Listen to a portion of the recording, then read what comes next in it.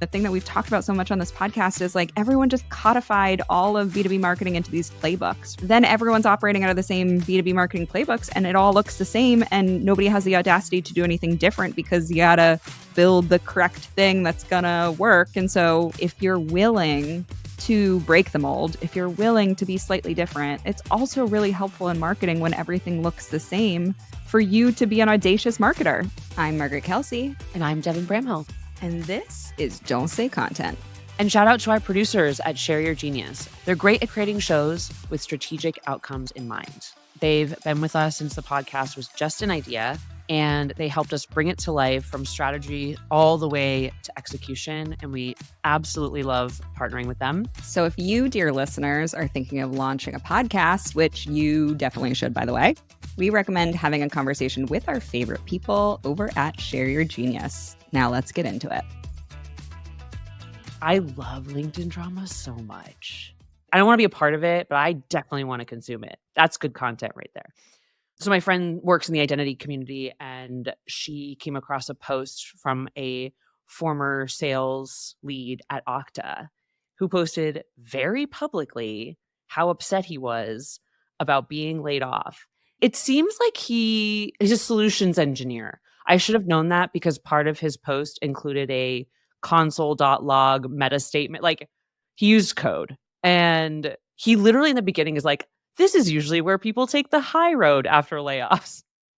And he's like, I'm not one of those people. I don't believe in that boomer logic. He says something that like I wouldn't feel as safe being able to say. And this guy just said it. He said, Okta has become so toxic in the past. I'm happy to say goodbye. Having to endure an onslaught of biased favoritism, nepotism, misogynist male leaders in roles of senior managers, directors, VPs, public casual racism, and a general lack of career development and little to no opportunities to grow and learn. He called them out.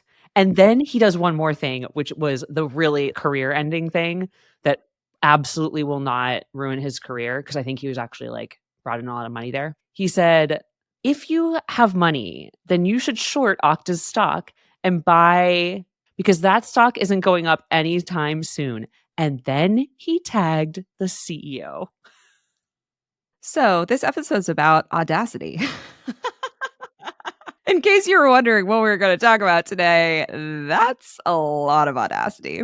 You want to know what's more audacious? I didn't read you the whole post. There are 2 separate paragraphs where he's like, so I'm telling you I'm open for work. And then right before he says that last final like dug hole jumped in it statement, he's like, so if you're a recruiter, like DM me. These like, wait, you are publicly not just complaining. If you fire me, I will do this for your company too. Yeah, exactly. Like, he's telling people to short the stock. This guy just laid it all out there. And it was audacious, the most audacious thing I've seen. And something I've probably wanted to do in the past, but thought better of in my career. And I'm glad I did not. Well, I think that's a great question, right? I think as we're diving into this topic of Audacity that came up earlier this week when you and I were just on like a friend catch-up call, right? And I told you that that's my word to lean into in 2024. I think that to me, it's something that I can maybe not go full-blown this guy, but I think that my relationship with Audacity in the past has been complicated. So I wonder, what's been your relationship with Audacity over your career and even recently? I feel like I've had a lot of it in my life. Not necessarily because it was a purpose of mine. So I was talking to my friend Sarah Parker today. She was giving me some advice on launching a newsletter for myself. And one of the questions she was asking me was around my unique style of writing and other things to explore my point of view. And I realized for the most part, I don't want to say and do things that I don't want to do. And I don't believe in any one thing or one point of view or one process or perspective so deeply that I want to do it in that exact way. Oh, I think she was saying like, look at what other people are doing, but try not to copy them, obviously. And I was like, I don't think even if I tried, I would be able to copy someone. And so I think that is how like I've approached my career is like, I've made myself really uncomfortable my whole career. And that is what has gotten me here. There were some audacious moments in there. including, like, telling the CEO of my company that I wanted his job one day and, like I was gonna say the ability for you to get into that CEO role came with some audacity. You're like, "I've never done this before." I came up through content marketing, which is not usually the path for a CEO, albeit a content marketing agency, so it helped. But, like, that's a lot of audacity to be like, "I want that." yeah. And I think it's like some of it comes naturally and some of it you need to drum up. You need your friends to kinda help you get there. So, like, Allie was really good at getting me to share the fundraiser when I was sick 'cause I was too afraid to do it, right? Like, you've helped me say things on the podcast that I was not sure that I could say and, like but I'm realizing, especially after cancer, that why not? There's absolutely no reason why not. Living and dying has never come closer to my reality before, and I'm like, "Oh, if I didn't give any fucks before, I can't even define the word anymore." And I think that's really helping me, like, put myself out there in ways I wasn't able to do before. And I think there's a lot of audacity in that. Like, I'm asking for favors left and right. I'm like, "Will you promote me?" And just connecting with people I don't even know. And I'm just like, "Hey, you wanna" whatever. So for you, because this is a thing that you chose, so I'd love to know what your thought process was in getting there and, like, the impetus and, like, how's it going? Yeah, oh god, loaded question. So when I left OpenView and I started my own company to advise, I did the big deep work of not only like the company brand, my own personal brand, but like also just like soul searching, like what are the things that I care about? What are the values? And I can probably even pull them up if I have them somewhere too, over what they used to look like. So I did this big vision, right? I did like a 10-year vision. I did my mission that I care about, my values, and so a big thing here was like the values that I care about are maybe boring in one note, right? It was like curiosity and learning that leads to creativity, personal growth that leads to finding wisdom, balance that leads to inner harmony. Like all of those ones are a little like, okay, snooze fest. And then this year I was like, something's missing. It's something that I had seen myself leaning into over the last year. And I was like, there's some part of these values that are too sleepy for what I'm actually doing. What is that thing that I'm practicing? Right. And I thought about it the other day where somebody had said something about like, "Oh, it must be scary to like have the audacity." And I was like, I think that's the best compliment in the world. I want to be known as somebody that like somebody looks at and is like, how does she have the audacity to ask for that, to do that, to live that way, to like have that career, to like get in that meeting? Like, oh my gosh, I actually see that as such a not a scary thing, but something that if I was complimented on my audacity or even somebody mentioned audacity in relation to me, I think I would be pretty jazzed up. And so then I specifically tagged it on to all of my vision goal work for 2024. I was like, I just want to be able to have the audacity. I had lunch with a former coworker who brought me into an organization and I thanked her because I was like, I didn't see myself the way that you saw me when you were interviewing for this role and then brought me in and kind of launched me on my career. Like, I wouldn't have seen that for myself. And you were like, yeah, you belong in this room. Like, yeah, you can be in that meeting. Hey, yeah, like go talk to that person. And I was like, to your point, sometimes you need somebody else to recognize that you can do the thing or be in the place. And the only thing that's holding you back is your own lack of audacity. Yeah, I love that. So I have more questions because we're friends and we have so much in common. Like you say audacity, and I'm like, I get it. And I inherently know what you mean. But as I've been thinking about being more audacious in my own ways, as I like come back out into the world, like where do you start? Because like again, I have it in me. I just like showed up in the world and started like, whatever. Yeah, you're like, this world's for me. Yeah. I fought a lot more than I probably needed to because I couldn't help myself. So but if you don't have that in you already, you're thinking about like, what does audacity, not like the dictionary definition, but like, what does it mean? And let's narrow it down to career since that's the world we operate in and will help us narrow down the definitions. Like, Thank God that we're going to talk about it in careers. yeah. So it's like, what does that mean? And how do you get started? Like, you knew how you wanted to be audacious more, but it's like, what if you want to be audacious, but you're not really sure what it means and you don't know how to begin using it in your life? Yeah. I think at the beginning part, the thing that stops us from being audacious is cringe.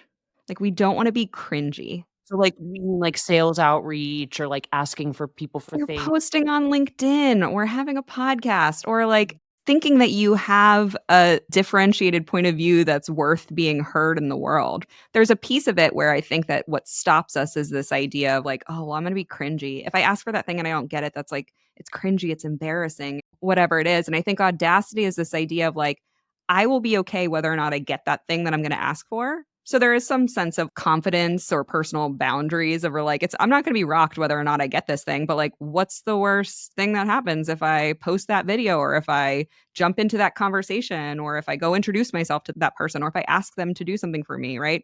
The idea is like I will be fine whether or not I get it, but like I'm not going to get it unless I do it. It's like a kind of bravery. You're like, "I'm afraid to do it, but I'm gonna do it anyway." Yeah, I mean maybe it even goes back to middle school when you start to have friends or frenemies, enemies start to be like, "Oh, that's cringy," or like, "That's weird," or whatever it is. Like, it could go back even to that part of our own psyche building, but I think specifically for me, there does seem to be, like, an inverse relationship between cringe or the feeling of cringe and the feeling of being confident enough to have the audacity. Yeah. You know, it's funny, one thing that you just made me think of when you talked about middle school is I apparently have this reputation for, like, knowing what I'm doing. Literally, a friend of mine said that today. He's like, "Well, you know what you're doing, so you're gonna be fine." I'm like, "Uh, what?" I didn't grow up in a standard structure. I didn't grow up going through all the levels of high school. I didn't have a framework to work from, which made me really self-conscious for most of my life, by the way, because I thought everyone knew something I didn't, and it turned out I had the better deal. But because of that, I kind of went at everything without knowing anything and just like, I don't know, Figured it out. tried it. Yeah, exactly. And I think that gave me an air of knowing what I'm doing. And I was like terrified the whole time and self-conscious. And once I started networking with other CEOs when I was at Animals, I saw that that's still true. That like that top dog, once you become top dog, you're not like suddenly smarter. You're like the same old person that just has a title. Yep. And it was really comforting for me. And I think that reminding yourself that the people that you see as audacious or that you want to be like, they don't know what the fuck they're doing anyway. They have a sheen like me where they're just doing it because why not? What's the worst that could happen, right? And maybe using that to like muster up some bravery to do it yourself. The polish is just good writing, or it's not because they have any more knowledge than you, so, like, go out and share what you Or emotional regulation. Like, in person, I think polish or, like, quote, unquote, "executive presence" comes from just emotional regulation, right? Like, you get bad news at a company, and they're like, "Oh, wow, she has so much executive presence, it didn't even rock her." It's just like, no, you just know how to regulate your emotions, right? I think, like, somebody should honestly just replace that in all of the HR rubrics of executive presence is just emotional regulation. Unflappability is just, like, can breathe through your own cortisol levels. yeah. It's the "this is fine" meme with the fires all around them. So, but, like, seriously, though, and I don't mean to get so brass tacks, but, like, because this concept feels really amorphous to me, and I feel like I can only understand it inside me, I have a hard time verbalizing it. I, like, am interested in getting in the weeds a little bit. Like, for you, right? It's not that you've never been audacious before, but you're making this a focus. I was accidentally audacious in the past. So, like, how do you purposefully incorporate audacity in your life where it wasn't a consistent thing already? Yeah. It sounds so silly, but a piece of it is naming the fact that that's what I'm working on this year and then telling people that. And so I think that part of it is like letting your network, your community, your support system know, hey, this is the thing that I'm trying to work on. And so if I'm not doing that, if I'm asking you for advice and I'm taking the less audacious option as like my first choice that I'm trying to talk you into, I need you to talk me out of it, right? Because that's something that I want to work on. But the other piece is like, it is to your point of confidence building is baby steps. When you were a kid being homeschooled, you weren't like, I'm going to be CEO of a company one day. You only got there once you had the other steps that you were then able to like step in. Maybe you did. I don't know if you're, I said I was gonna be queen of the world. Like, so similar. No joke. I wrote a poem about it. I was gonna take over the world and make a bunch of candy stores. I don't know. you still got time. Yeah. You still got time. Queen of the world. Yeah, I like that. Okay. So you had it in you all along. But I think for me too, it was like there were baby steps of audacity. Before probably midway through my time at OpenView, I never thought that I would leave a in-house job. I remember having a conversation with my two friends who are like really cool internet entrepreneurs, and they have been since 12 years when like the internet was a different place. And I went out and stayed with them in California back when I first started at Envision. And they were living in a house. It was like this McMansion, and it was like split, and they had another entrepreneurial couple living in the house too, on like the different wings. So there was like a house split into two wings, and they like shared it, and it had this like cool grotto pool in the back. Like it was amazing. It was like a dot-com built like millionaire's house that was they were renting out. And I remember we all sat around at dinner, and I'm the only one with like a in-house job. They're all just like doing their own shit. And I was like, at the time it made so much sense. And I was like, I need the safety, I need the security, I want the predictability. Like those are the things that are important in my own decision making framework right now. And I looked at them, and this is 10 years ago, and I was like, I don't know if I could ever do what they did. And so it was like pieces of it where like I needed enough confidence that I had a differentiated point of view in marketing, that I was able to like get customers, clients, that people like liked to talk to me about this topic and would actually pay me for it. And it was like baby steps of building towards that. And when I left OpenView, I didn't have any client signed on, but within the first month of leaving, I had replaced my OpenView salary, which is not a brag. It's just to say, like, I leapt into the audaciousness of this building my own company and going solo. And thankfully, I like was met with open arms. You're proud of your accomplishments because you did a hard thing. It wasn't easy for you. It's not like, "Oh, look at I will never do this, right? Like a hard thing that I had categorically said, that's not my path in life, which I have to be very careful about, is what I've realized is anytime I say that I categorically will never do something or something is not for me, the universe has a funny way of being like, really? Really? All right. Well, it's like, give me 6 months and you'll change your tune. So I'm very careful now to say that like I will never do something or something's not for me. Yeah, because somehow it will come up again. Yeah, it's funny going out on my own and starting this podcast were two things that catapulted me. I don't want to say forced because I chose them, and which means I was choosing like new experiences, but they really catapulted me into new forms of audacity. Like I'd marketed companies my whole life, and that one step removed felt safe, which I didn't even realize until I was trying to promote the podcast. And I was like asking my friends to share it. Like when people would text me praise, I'm like, can you please put that on the podcast feed? And so, like, I appreciate it, but like put it where it counts. Okay. Stuff like that, where I felt like I was asking people to go above and beyond and really promoting something that was in part me. And pitching myself as a business and, like, kind of having to figure it out on the fly because at first I didn't have to like, I wasn't really pitching. Actually, a perfect example of this is, like, going and building a business of my own by itself. I'd freelanced before and consulted before, but this was my first time making a thing out of it and saying, "This is a thing that I do." That took a lot of bravery, and you remember I was asking you for a lot of support and literal tactical help, and I was smart about the way I made the announcement and how I made it. It was like a borderline pitch, and I got a ton of inbound work that I didn't really have to try hard to land. And so there was like a whole bunch of audacity, a whole bunch of risk taking and bravery and all this stuff that was rewarded. Then the next phase of it came where I took a break and I was really having to define further, like, who am I as a consultant? Like, what are my services specifically? And get really clear on that, which you saw me suffer through all summer. And then actually going out and asking for work, like, looking back, I was leaning on what felt safe to me, which was a more content driven approach. And that just doesn't work. Content is, as much as it can be a demand gen tool eventually, yeah, it's initially kind of a brand thing. So, like, a ton of people loved me. It was great. I was like building up a network of people who thought I was the cat's meow, but it wasn't landing me any work because I wasn't making the ask. I wasn't like, I do this, hire me. And so I realized, like, oh, I need to take this a step further. I need to go more into discomfort to start to really like build my business truly and have a lasting sort of pipeline. And what's interesting about that is I realized that the more uncomfortable you are, the more likely you've hit the bound, like you've entered into audacity. Like you've got to be pretty uncomfortable. And then you're like, okay, I'm probably getting close or I'm there.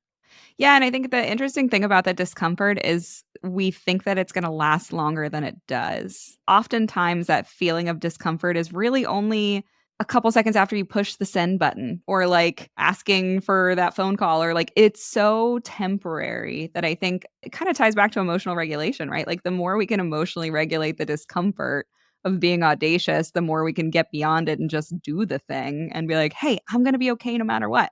So what if I'm a little cringy? So what if somebody thinks I'm too audacious or too loud or too demanding or whatever it is? Like, the chances of getting this thing are gonna be 0 unless I have a little audacity, right? But I think that that pain or the expectation that that pain is gonna be longer than it is might be a reason that we stop ourselves.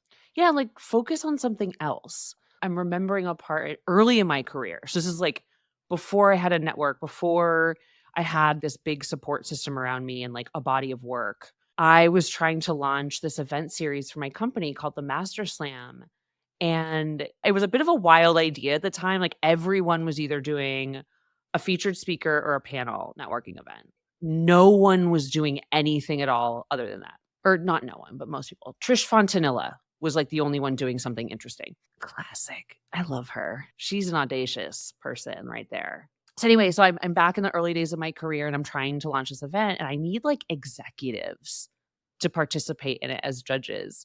And my CMO connected me with the head of this PR company. I think he was the founder of that one, Mark O'Toole. And I had to pitch him this, like, weird idea and convince someone who's like, I think he was the founder, but he was like, ran a company and a good company that was, like, well known in Boston. And I had to, like, convince him to do this weird thing that was, like, hard to describe. My focus was on getting him to say yes. I didn't focus on the cringe or the fear or even the audacity of being a nobody and asking this guy to do a thing that was completely unproven and, like, didn't make a lot of sense. And what was really cool about that is he said yes. He was like, "Devin, I don't totally get it, but it sounds cool. I'm in." I remember exactly where I was. I was, like, standing outside of a train station. I was pacing back and forth, and I was, like, determined. I am going to convince this man to say yes. And what's really cool about that is when you focus on what you want, on the objective, rather than on how you feel in that current moment, it's blinders. And I was full of positive energy. I felt invincible on that call. I wasn't afraid at all. And I think that's a really helpful tool. Get laser focused on what you want. And that does shut out a lot of that unhelpful stuff that slows you down. I think the reframe that I've heard that's really helpful is that anxiety and excitement feel very similar in the body. And so you can reframe in your own brain, like when you're before you give a speech or before you do the thing and you're feeling that thing, rather than being like, I am so anxious right now. I'm so anxious. You can reframe it in your own brain. I am so excited about this right now. Like I can feel it in my body. I can feel the momentum. I can feel the energy. And this feeling is excitement, right? And you can almost trick your own brain to think like, of course I'd be excited right now. Like this is really an exciting moment rather than like, oh my God, I'm so anxious. What is going to happen if I fail? Right. And I think that's been really helpful for me to just be like, oh, I'm just excited about this conversation or this possibility. And of course, I'm going to feel these feelings, but like, let me imagine what that possibility is, or to your point, the end result and how great that would be. The fact that I want that. And all of this right now is just excitement. Yeah. One of my favorite books of all time is A Confederacy of Dunces. And I would say the main character is somewhat despicable, but extremely audacious. And I'm rereading it right now. And then that made me think of other authors and artists of their time who were audacious in their art and their writing, and how much people hated and rejected them and how legendary they became. I don't think all ways of being audacious will, most of the time, it doesn't lead to Yeah, that, going back right? to that LinkedIn post, like, maybe cross the line. Yeah, exactly. But in the way that those authors and artists cross the line, push the boundaries of the norms, they change the world. And day to day, the audacity that you deploy is not, Gonna change the world. no, and it doesn't need to. It just needs to change yours, right? Ooh, that's gonna be a little quote, little clip quote. Doesn't have to change the world. It just has to change yours. Yeah, that is the world. And so why not make it a good world?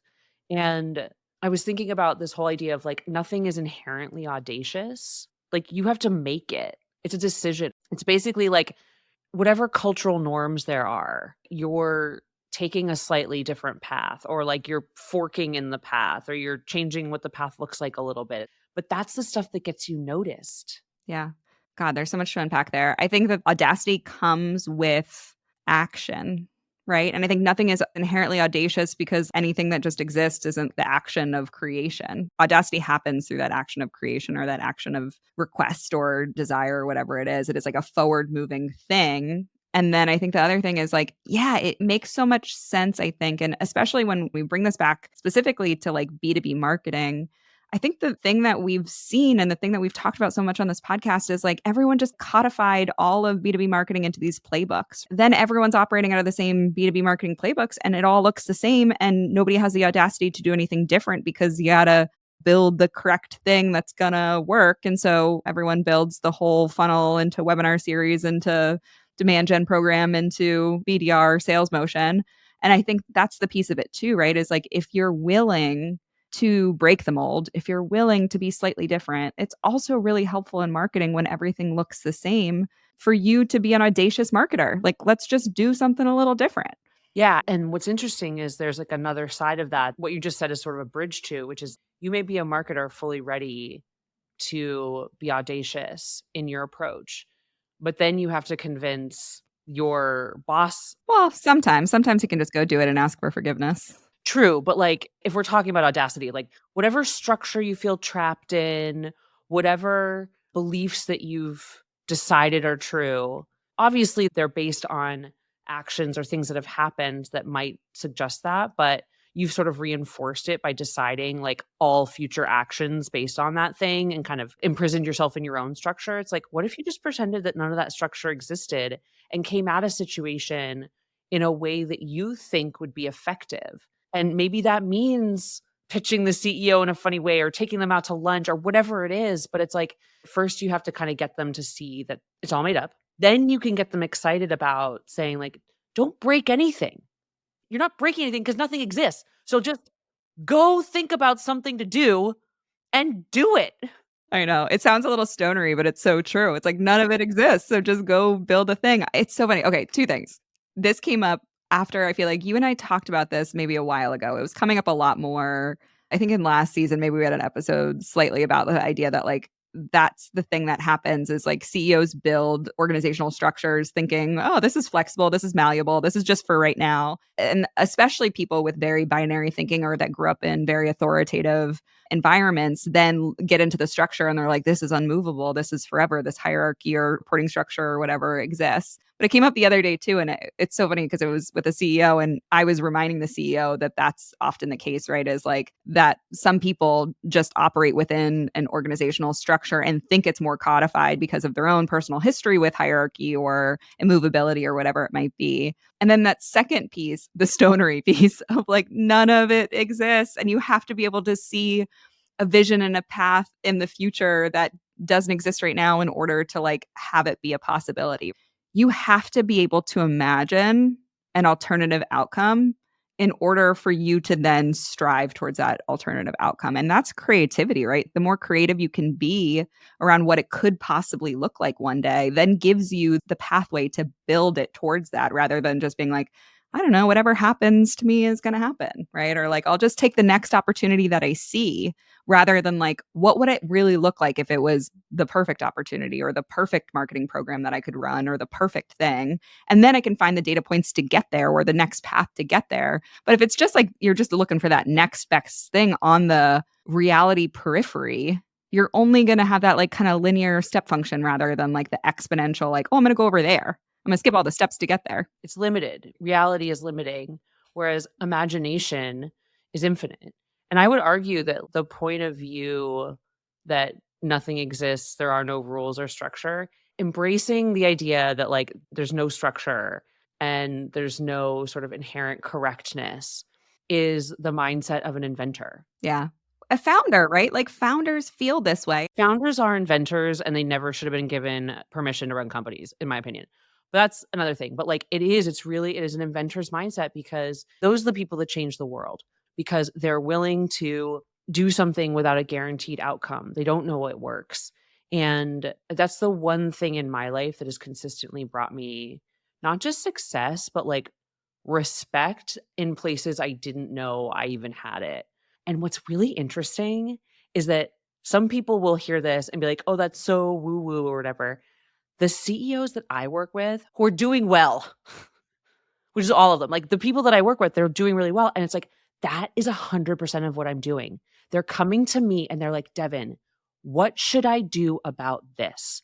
How should I structure that? All of the time I'm saying, what are your circumstances? What do you have at your, et What's cetera. gonna work for this right now? Not like, "Oh, let me pull out my old dusty ass playbook."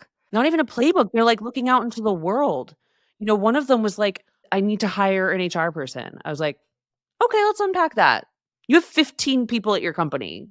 Tell me why you think you need HR and exploring other ways. And it's like, that is all I do as CEOs that help unlock them so exponentially as I get them out of the shoulds, all that limiting reality stuff and get them thinking for themselves.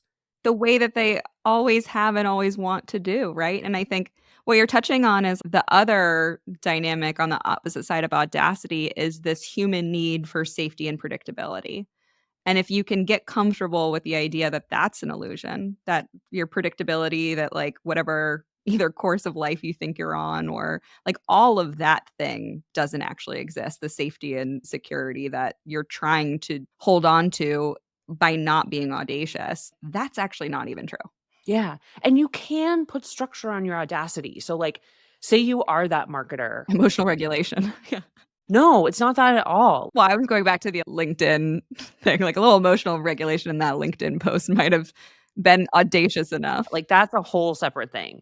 What I'm talking about is it's right now today, and your boss is really bought in on SEO, distribution through branded social, and like just the standard stuff. And based on the information that you have in the company that you're in, you see other ways that could be more effective. And you want to try them. And that some of them look audacious, right? They look big and hairy, and they wouldn't necessarily, if presented, get buy-in. They wouldn't get buy-in because they include a lot of unknowns. You can sell that by bringing that to the forefront and saying, listen, I know this idea seems harebrained, but let me show you. Here's one sentence why, like, you can really show a few examples of potential impact, put a box around the experiment, acknowledge that it is, and say, look, I'm asking you to let me try this because I think this will have exponential and more immediate impact, or whatever your statement is. Like, give me the trust to do this for this period of time and let me prove it to you or prove myself wrong. Whatever that idea is, it's not going to take 40 hours a week. So it's not like you're asking to like switch all, you're like, I want 10 hours a week to add this to the thing and whatever. And, I want to take that 10 hours from this other thing that already isn't working. So can we please stop?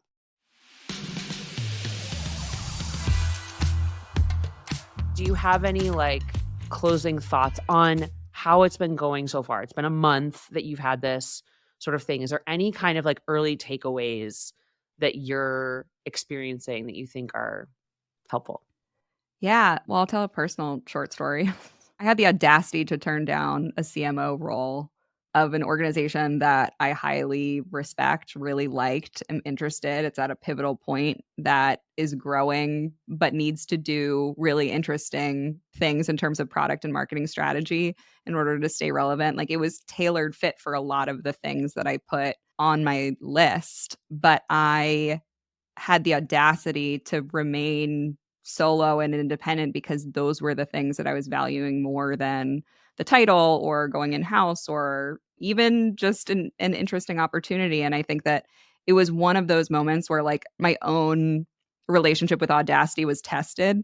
It was really scary to be like, I'm gonna do that. It almost felt like, who am I? That's the thing that I kept going back to in my brain of like, who are you to turn this down? And that was that refrain in my head where I'm like, well, that's why I need to lean into it this year and double down on it because I still have this voice in the back of my head that says, who are you to be this audacious? Who are you to have this boundary? Who are you to say that your own independence and flexibility with your schedule is more important than these other things that a lot of other people would think is important, a title, a full-time role, healthcare. known future. Benefits. Well, I think the one thing that I think a lot of women can relate to specifically is you had the audacity to know that you're worth more than the offer that you were given. And that, like, 90% right isn't right sometimes. Like, 80 to 90% right isn't right. Okay, y'all, that's a wrap. Thank you, as always, for listening. We'll be back next week, and just remember, you're doing great. You're doing I great. mean, 30% of you are doing great. The rest, you gotta get your shit together. Come on. You know which side you're on this week. You know. You know. See you next week. Bye. Bye.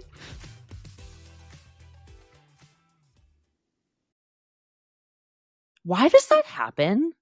I didn't think it happened in Riverside. Like, did you thumbs up me? No. Did So you thumbs up? No. That happened the last time, and I was like, "What?"